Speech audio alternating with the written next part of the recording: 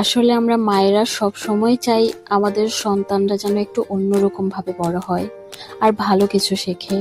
কিন্তু সেই শিক্ষাটা সব সময় শুধু বই খাতা দিয়েই হতে হবে? একদমই না।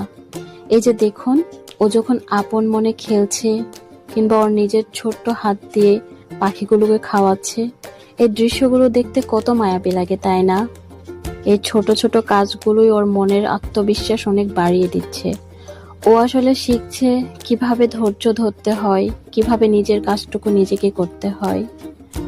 আমরা অনেক সময় ভাবি দামি খেলনা বা বড় কোনো উপহার হয়তো ওদের বেশি খুশি করে, কিন্তু সত্যি বলতে ওদের কাছে মা বাবার সাথে কাটানো এই সহজ আর সাধারণ সময়গুলোই সবচেয়ে বেশি দামি।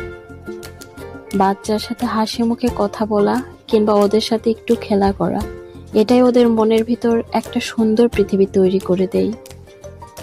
আজকের এই ছোট্ট আনন্দ আর খুনসুটিগুলোই কালোকে একজন ধৈর্যশীল আর দয়ালু মানুষ হিসাবে গড়ে তুলবে। আপনার সন্তানের শৈশবকে শুধু নিয়মে না বেঁধে একটু মায়া আর ভালোবাসায় ভরিয়ে দিন। দেখবেন এক সময় এই স্মৃতিগুলো আপনার আর ওর জীবনের সবচেয়ে বড় সম্পদ হয়ে থাকবে।